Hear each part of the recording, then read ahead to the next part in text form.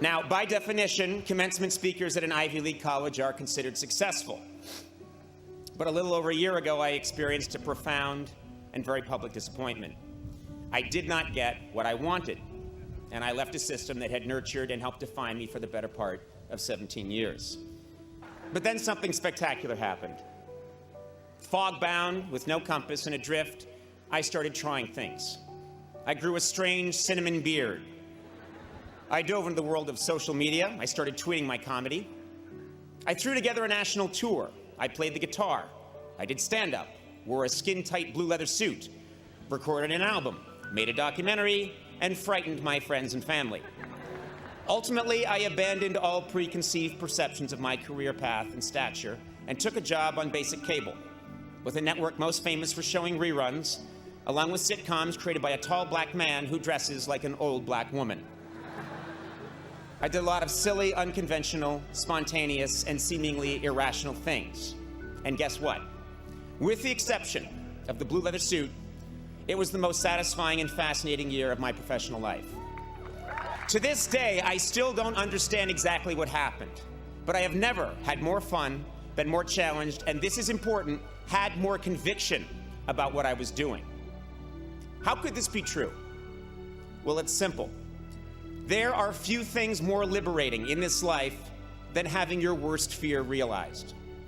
I went to college with many people who prided themselves on knowing exactly who they were and exactly where they were going. At Harvard, 5 different guys in my class told me they would one day be president of the United States. 4 of them were later killed in motel shootouts. The other ones briefly hosted Blue's Clues before dying senselessly in yet another motel shootout. Your path at 22 will not necessarily be your path at 32 or 42. One's dream is constantly evolving, rising and falling, changing course. This happens in every job, but because I have worked in comedy for 25 years, I can probably speak best about my own profession. Way back in the 1940s, there was a very, very funny man named Jack Benny. He was a giant star, easily one of the greatest comedians of his generation. And a much younger man named Johnny Carson wanted very much to be Jack Benny. In some ways he was, but in many ways he wasn't. He emulated Jack Benny, but his own quirks and mannerisms, along with the changing medium, pulled him in a different direction. And yet, his failure to completely become his hero made him the funniest person of his generation. David Letterman wanted to be Johnny Carson, and was not. And as a result, my generation of comedians wanted to be David Letterman. And none of us are. My peers and I have all missed that mark in 1,000 different ways. But the point is this: it is our failure to become our perceived ideal that ultimately defines us and makes us unique. It's not easy, but if you accept your misfortune and handle it right, your perceived failure can become a catalyst for profound reinvention. So at the age of 47, after 25 years of obsessively pursuing my dream, that dream changed. For decades in show business, the ultimate goal of every comedian was to host The Tonight Show. It was the holy grail. And like many people, I thought that achieving that goal would define me as successful. But that is not true. No specific job or career goal defines me, and it should not define you. In 2000, I told graduates to not be afraid to fail. And I still believe that. But today I tell you that whether you fear it or not, disappointment will come.